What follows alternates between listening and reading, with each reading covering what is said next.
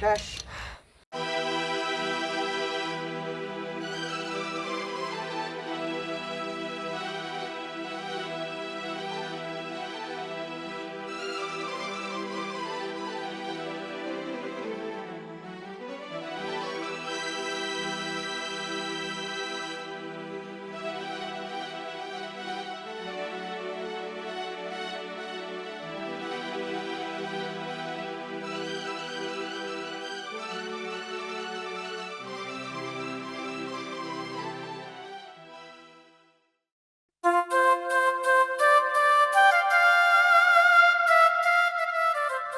রে অনামিকা,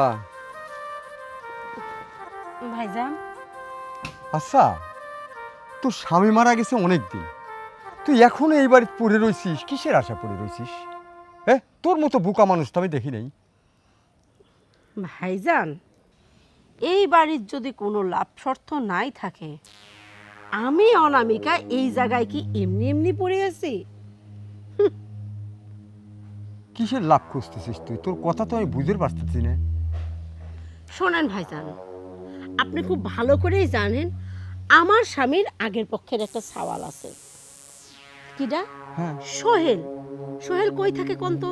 প্রবাস থাকে। হ্যাঁ, সোহেল প্রবাসে থাকে। প্রবাসে থাকে ভাই, ওর খাড়ি খাড়ি টাকা পয়সা, ব্যাংক ব্যালেন্স, মাঠাল কত জমি আপনার জানা আছে? নিম্নে 20 বিঘা মাঠাল জমি। শোনেন ভাই, কোনো মতে ছলে বলে কৌশলে ওই সহায় সম্পত্তি, ব্যাংক ব্যালেন্সগুলা আমার নামে নিয়ে তারপর আমি এই বাড়িতে যাব।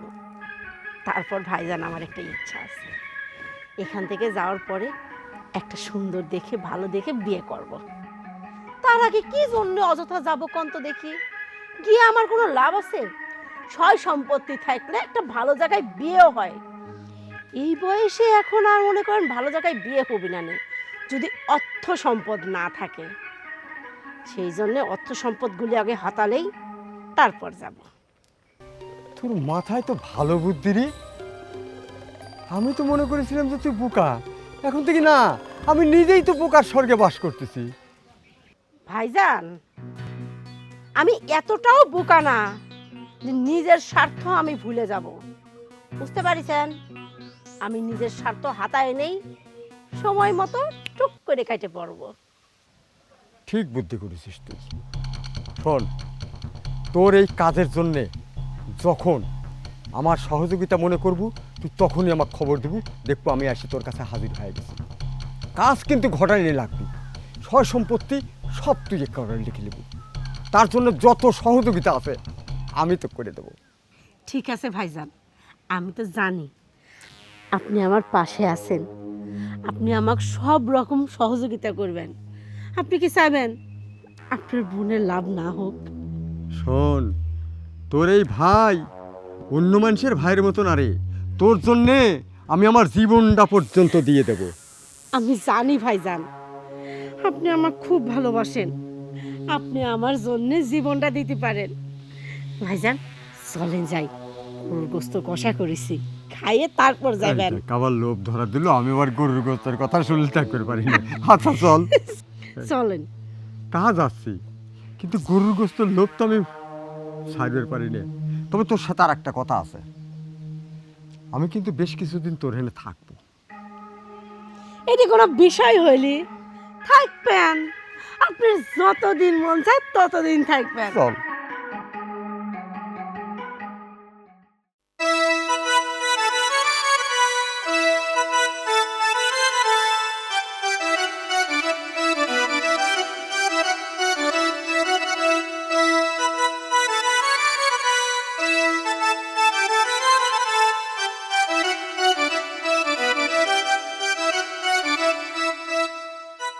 মা, মা, মা,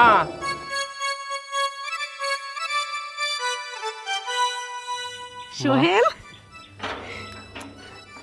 ভালো আছিস বাজান? হ্যাঁ মা, তুমি কেমন আছো? আমি খুব ভালো আছি। ভালো আছো? হ্যাঁ মামা, আপনি? হ্যাঁ, তোর মামা এতে 2 দিন হয়েছে আইছে।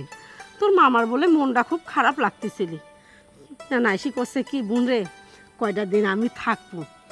এটা তো ভালো কথা, মামা আমাদের বাড়িতে থাকবে, এতে অনেক ভালো একটা বিষয়। আর আমাদের বাড়িতে তো কোনো লোকজন নেই, তুমি তো বাড়িতে একা একাই থাকো। এই জন্যও আমিও কইছি ভাইজান, আপনার যতদিন মন চায় ততদিন থাকেন। যতদিন মন চায় ততদিন না, মামা এখন থেকে আমাদের বাড়িতেই থাকবে। আচ্ছা মেলা দূরত্বে না আইসিস, চল বাজান ভিতরে চল। চলো মা।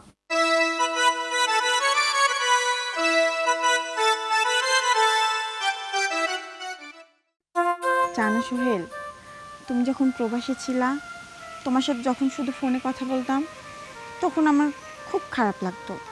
তোমাকে না পারতাম দেখতে, না পারতাম ছুঁইতে। আমারও তো, আমিও ভাবতাম যে আমি কবে দেশে যাব, কবে তোমার এই চাঁদ মুখটা দেখব। কিন্তু দেখো, এখন তুমি আমার সামনে, আমি তোমাকে দেখতে পাচ্ছি।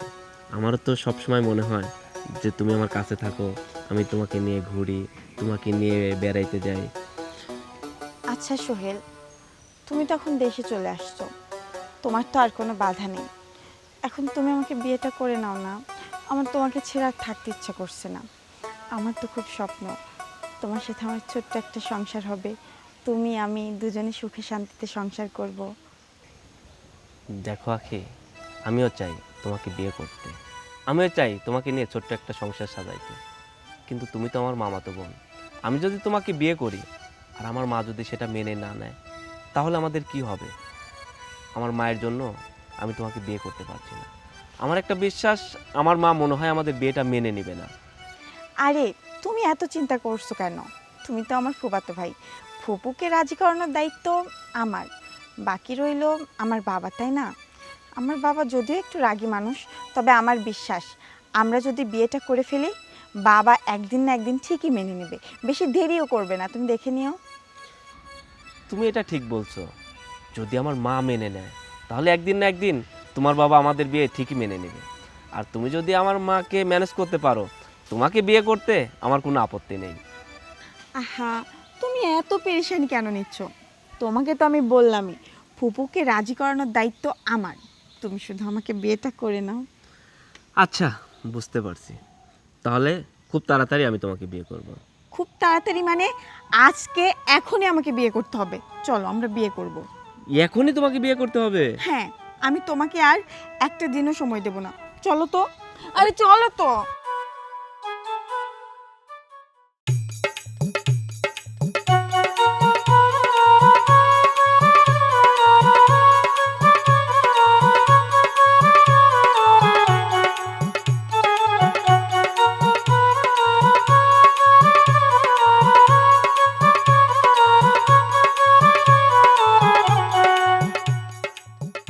মা, মা, মা, আমার মা, সালাম করো। কি রে সোহেল, তুই বিয়ে করছিস? হ্যাঁ মা, আমি বিয়ে করে ফেলছি। তুই বিয়ে করে ফেললি, আমাদের একটু জানালি না? মামা, আমি তো প্রবাস থেকে আসছি অল্প কিছুদিনের ছুটি নিয়ে, আর কিছুদিন গেলে আমার ছুটি শেষ হয়ে যাবে। এজন্য আমি হুটহাট করে বিয়ে করে ফেললাম। আমি যদি মাকে জানাতাম তাহলে মা আগে মেয়েকে দেখতে যাইতো, তারপরে বলতো যে আমার ছেলের বিয়ে বড় করে একটা অনুষ্ঠান করব, অনেক সময় চলে যেত। এজন্য আমি বিয়ে করে ফেলছি। বুঝতে পারলাম, তুই বউটার মুখটা দেখাবো না? মা তুমি দেখো। দেখি মা তোমার মুখটা। আখি, আখি, তুই কিনা শেষ পর্যন্ত আমার ভাগ্নিকে বিয়ে করলি? ছি ছি ছি, ভাবতো আমার অবাক লাগতেছে। তোর মতো একজন মেয়ে, তুই এত বড় একটা ভুল করলি? বাবা, তুমি শুধু শুধু রাগ করছো। আসলে আমি সোহেলকে ভালোবাসতাম, সোহেলও আমাকে ভালোবাসতো। আমরা জানতাম যে তুমি, ফুপু কেউই আমাদের সম্পর্ক মেনে নেবে না, সেই জন্য আমরা বিয়েটা করে ফেলছি। এতে তো কোনো ভুল করিনি বাবা। তুই জানিস না আত্মীয়র মধ্যে আত্মীয়তা করতে নাই? মামা, আমরা না হয় একটা ভুল করেই ফেলছি, আপনি মেনে নেন না। কতখানি এই মানুষের মধ্যে ছোট হলাম বাবা সেটা আমি জানি। ওহ ভাইজান, ভুল যা করার তো করেই ফেলছে। এখন আমরা এখন আমাদের মধ্যে যদি এটা নিয়ে ঝামেলা করি, পাড়ার লোক কি বলবে? পাড়ার লোক সুযোগ পেয়ে আমাদের ভিতরে একটা শত্রুতাই সৃষ্টি করবে। থাক না ভাইজান, বিয়ে যখন করেই ফেলছে, সংসার করুক। হ্যাঁ, মেনে নেওয়া ছাড়া আর কি উপায় আছে আমার? আর এইটাকেই তো বলে জুতা মেরে গরু দান। ভাইজান, দেখলি তো কাজটা করলে কি? একবার তো বলতেও পারতি, বাপেক না বলিস, আমাকে তো বলতে পারতি। ফুপু, আমি ভেবেছি যে বাবা এত রাগী মানুষ, তুমি তো তারই বোন, যদি তুমিও না মেনে নাও এই ভয়ে আমরা তোমাকে কিছু বলিনি। আমাদেরকে ক্ষমা করে দাও। মা, তুমি মেনে নাও না। ঠিক আছে, মেনে নিছি। চল লক্ষ্মী মা, চল। চল, তোর বাপেক পটাতে হবে। কি কবু ক? ভাইজান, ও ভাইজান, এমনও কি মন খারাপ করে থাকবেন? মন খারাপ করে না থেকে কি করব ক? এত সুন্দর একটা প্ল্যান প্রোগ্রাম করলাম, সব প্ল্যান প্রোগ্রাম আমার ভেস্তে চলে গেল। আচ্ছা ভাইজান, যা হওয়ার তো হয়েই গেছে, এখন মানিলেন না? মাইনে যে লেবো, আমার তো একটা লাভ শর্ত থাকা চাই। আমার লাভটা কি? আচ্ছা ভাইজান, সোহেলের হেনতেন সমস্ত সয় সম্পত্তি তো আমরা হাতাইলে বিশ্বাইছিলাম, এখন মধ্যে পড়ে আখি ওইরকম একটা কাম করবে, আমরা কি জানি কোন? এখন আমরা একটা কাজ করতে পারি। কি কাজ? ধরেন, ছলে বলে কৌশলে সোহেলের কাছ থেকে সমস্ত সয় সম্পত্তি আমার নামে লিখে নেব, নিয়ে সোহেলে মারিয়ে দেব। তখন আমরা আগে আরো ভালো জায়গায় বিয়ে দিতে পারবো। তুই তো একটা ভালো বুদ্ধি দিছিস। শোন, তাহলে আর দেরি নাই। ঠিক আছে, চল আমরা এখনই লেগে পড়ি, সোহেলের কাছ থেকে সম্পত্তিটা তোর নামে লিখে নেই। চলেন। চল।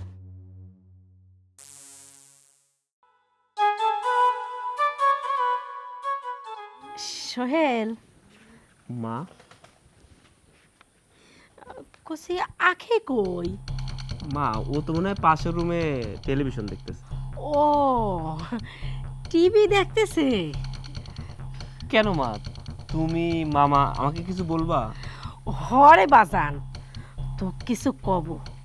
কসি কি, এই যে এই দলিলটাতে একটু সই করে দিবি। মা, এটা কিসের দলিল? এটি হয়েছে গা, জানার কি খুব দরকার আছে? মা, যেহেতু আমি সাইন করব, অবশ্যই জেনে শুনে সাইন করাই উচিত। কোনো জিনিস কি না জেনে শুনে সাইন করা উচিত? তুমিই বলো। অনামিকারে, আমি যেটা মনে করেছিলাম সেটা না।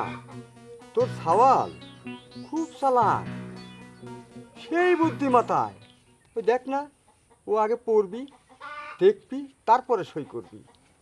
মামা, এটা চালাক আর বোকার কথা বলছেন কেন? আপনিই বলেন।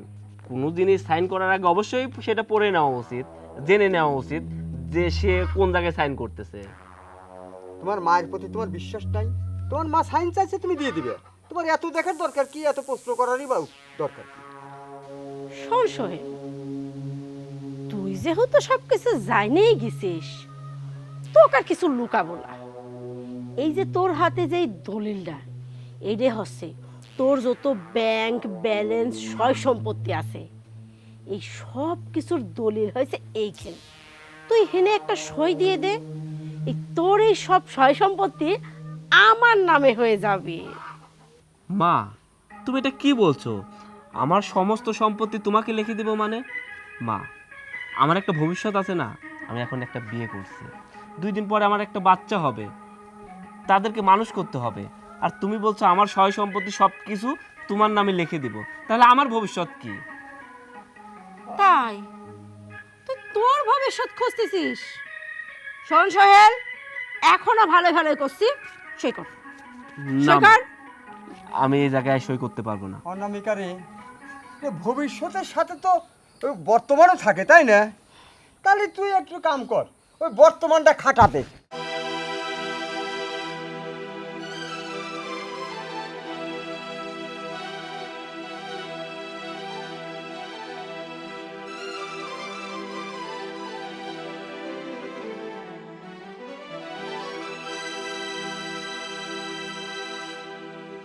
ভাইজান গেছে হ্যাঁ, শেষ। ভাইজান মরি তো গেল, এই বাড়িটি কি করব? চিন্তা করিস না, বড় বাগানের সাথে যে জঙ্গল আছে ওইখানে নিয়ে যায় কবর দিয়ে দেবো। ধরেন।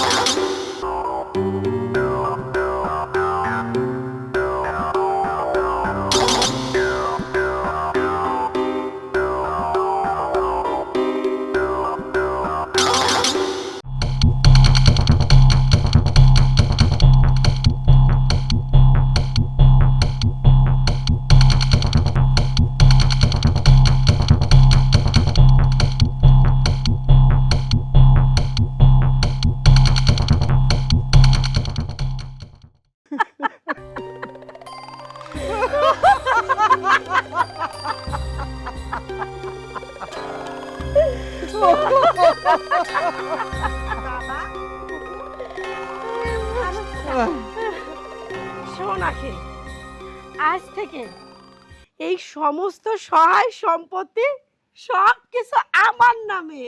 না, তা তো না, এখন থেকে এই সহায় সম্পত্তি আমার নামে আর আমার মেয়ের নামে। ভাইজান আপনি এসব কি করেন? সহায় সম্পত্তি আপনার নামে মানে? শোনেন ভাইজান, এইসব কথাবার্তা কইেন না। না, এইসব কথাই কব। এই সহায় সম্পত্তি এখন আমার নামে আর আমার মেয়ের নামে, তাই না রে?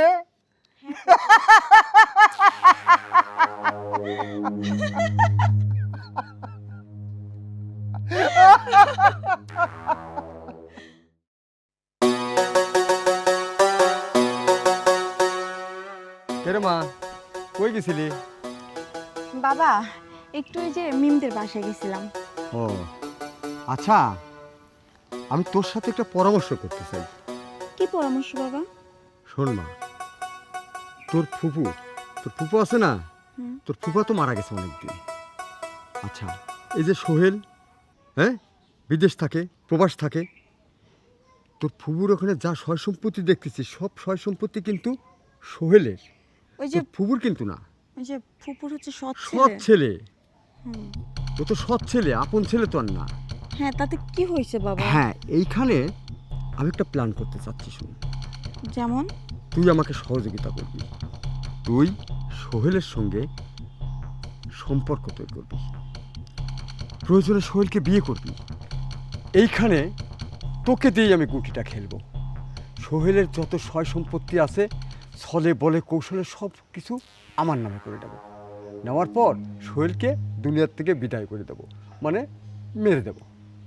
তাহলে আমার দেখার কেউ থাকলো না, প্রোটেকশন দেওয়ার মতো কেউ থাকলো না, কিন্তু সম্পত্তির মালিক হলাম আমি। আর তোর ফুবু কোথায় থাকবে না থাকবে সেটা তার ব্যাপার। তুই কি বলিস? কিন্তু বাবা আমি অন্য বিষয় ভাবছি। তুমি যেটা বলছো সেটা অনেক সুন্দর একটা প্ল্যান, কিন্তু এই যে সোহেল, তুমি যে বলছো ওর সাথে আমাকে সম্পর্ক করতে, সোহেল কি আমার সাথে সম্পর্ক করবে? আমাকে বিয়ে করবে ও? পাগল বলে কি রে? সোহেল বিয়ে করবে না মানে? আরে আমি তো জানি মেয়েদের 16 কলা, তুই যদি 1 কলা দেখা দিস তো পাগল হয়ে যাবে রে। তোরা পারবি না, এই একটা কথা নাকি? তুই লেগে পড়, সোহেলের সঙ্গে সম্পর্কটা করে ফেল। তা তুমি ঠিকই বলছো বাবা। আমি একটা মেয়ে মানুষ হয়ে যদি সোহেলের মতো একটা ছেলেকে পটাতে না পারি, তো মেয়ে মানুষ হলাম কেন? বাবা, তোমার সুখের জন্য তোমার মেয়ে যে কোনো কাজ করতে পারে, তুমি চিন্তা করো না। সোহেলকে কিভাবে পটিয়ে পাটিয়ে বিয়ে করতে হয় সেটা আমি দেখছি। ঠিক আছে, তুই যদি আমাকে সহযোগিতা করিস না, ওই সয় সম্পত্তি সোহেলের কাছ থেকে হাতায় নিতে আমার বেশি সময় লাগবে না। ঠিক আছে বাবা, তুমি একদম চিন্তা করো না, আমার যা যা করার দরকার আমি করছি। আচ্ছা ঠিক আছে, তাহলে তুই এখন ভিতরে যা। ঠিক আছে বাবা, আচ্ছা আমি একটু মাঠে গেলাম, হ্যাঁ? তাড়াতাড়ি এসো।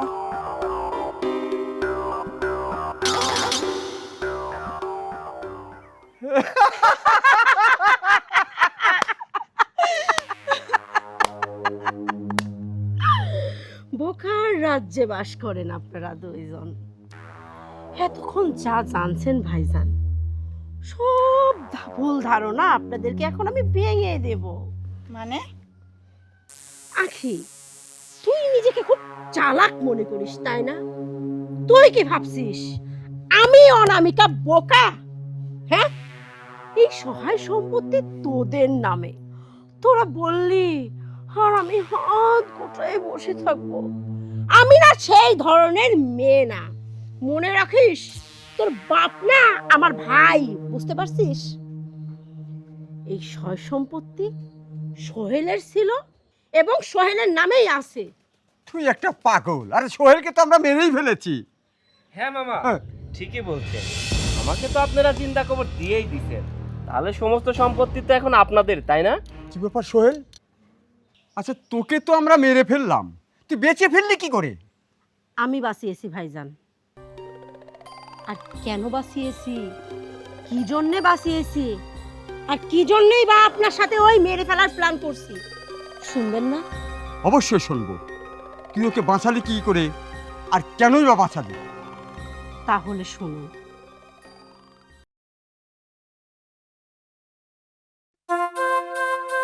মা দাঁড়াও, তোমার সঙ্গে আমার কিছু কথা আছে।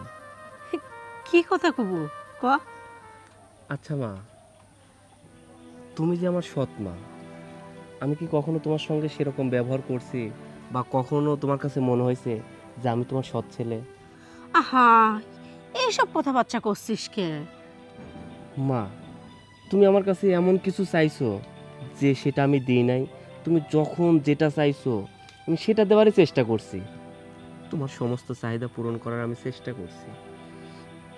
মা, তুমি কি বলতে পারবা যে তোমার কোনো চাহিদা আমি অপূর্ণ রাখছি? না, তা কোনো সময় অপূর্ণ রাখিসনি। আমি কি একবারও অভিযোগ করেছি যে তুই আমার চাহিদা অপূর্ণ রাখিস? তুই আমাকে চাইছিস সব সময় যেন আমার মনটা খুশি থাকে।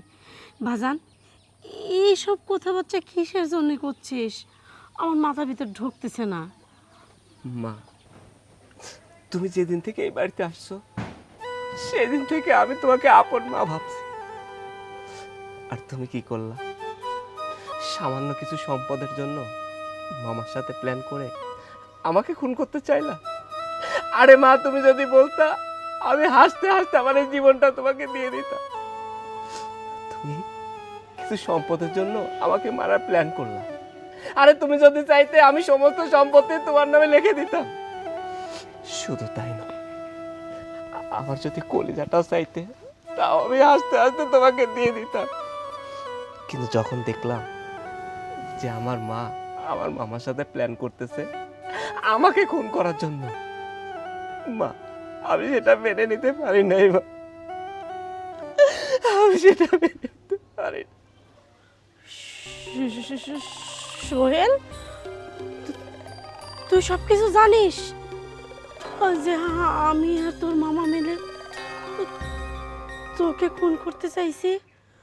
হ্যাঁ মা, আমি সব কিছু জানি। এমনকি এটাও জানি তুমি যে সম্পদের জন্য আমাকে খুন করতে চাচ্ছ, একজন প্রবাসীকে মেরে ফেলতে চাচ্ছ। কিন্তু আমার মামা তোমাকে সেই সম্পদ একটুকু দিবে না। সমস্ত সম্পদ মামা আত্মসাৎ করবে, তুমি কিছুই পাবে না। তুই এসব কি বলিস? না না, আমার আপন ভাই আমাকে কোনো সময় ঠকাইতে পারে না। তুই কি করে জানবি আমার ভাই আমাকে কত ভালোবাসে? আমার বড় ভাই আমাকে জান দিয়ে ভালোবাসে। আমার বড় ভাই আমাকে ঠকাবে না। মা, তুমি মনে হয় ভুলে যাচ্ছ সামান্য কিছু সম্পদের জন্য যে মানুষ খুন করতে পারে, সেই সম্পদের জন্য আপন বোনকে ঠকাইতেও পারে। তুমি যদি আমার কথা বিশ্বাস না করো তাহলে মামা যেভাবে তোমাকে চলতে বলছে তুমি সেভাবেই চলো, বাকি প্রমাণটা তুমি পরে ঠিকই পেয়ে যাবে। তুই সত্যি বলতেছিস? হ্যাঁ মা, আমি যেটা বলছি সেটাই সত্য। যদি তোর কথাই সত্যি হয়ে থাকে তাহলে তুই যা বলবি আমি তাই করব। কিন্তু বাবা, আমি কিভাবে কি করব? আমার এখন কি করা উচিত তুই সেটা আমাকে বল। মা, মামা যেভাবে আমাকে খুন করতে চাচ্ছে তুমি ঠিক সেইভাবেই আমাকে খুন করে ফেলবে, কিন্তু সত্য সত্য না, শুধু খুন করার অভিনয় করবে। তারপরেই তুমি বাকিটুকু দেখতে পারবে যে মামা তোমার সঙ্গে বেইমানি করছে। আচ্ছা ঠিক আছে, তুই যদি আমার ভিতরের মানুষটাকে যদি জাগায় না দিতি, হয়তো তোর সাথে আমি একটা অন্যায় করে ফেলতাম।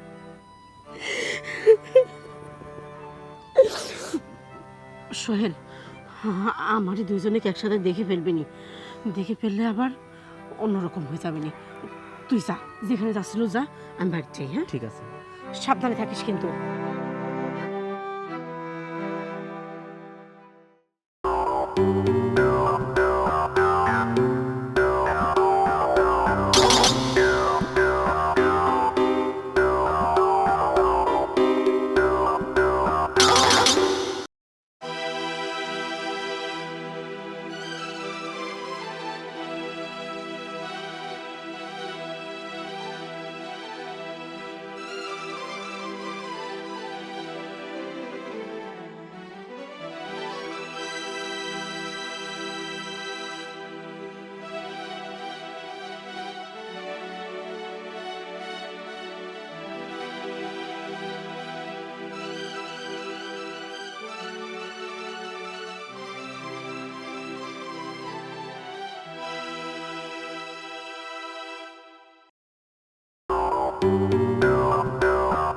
অনামিকা, তুই আমার সাথে বেইমানি করলি? না, বেইমানি আমি করিনি, বেইমানি করছেন আপনি। হ্যাঁ, বেইমানি আমার মা করেনি, বেইমানি করছেন আপনারা দুইজন। আখি, তুমি না বলছিলা তুমি আমাকে অনেক ভালোবাসো? আমার সঙ্গে কথা না বলতে পারলে তোমার ভালো লাগে না। আমাকে দেখার জন্য তোমার মনের মধ্যে অনেক খারাপ লাগতো। আমাকে না পেলে তুমি তোমার জীবনটা শেষ করে দিবা।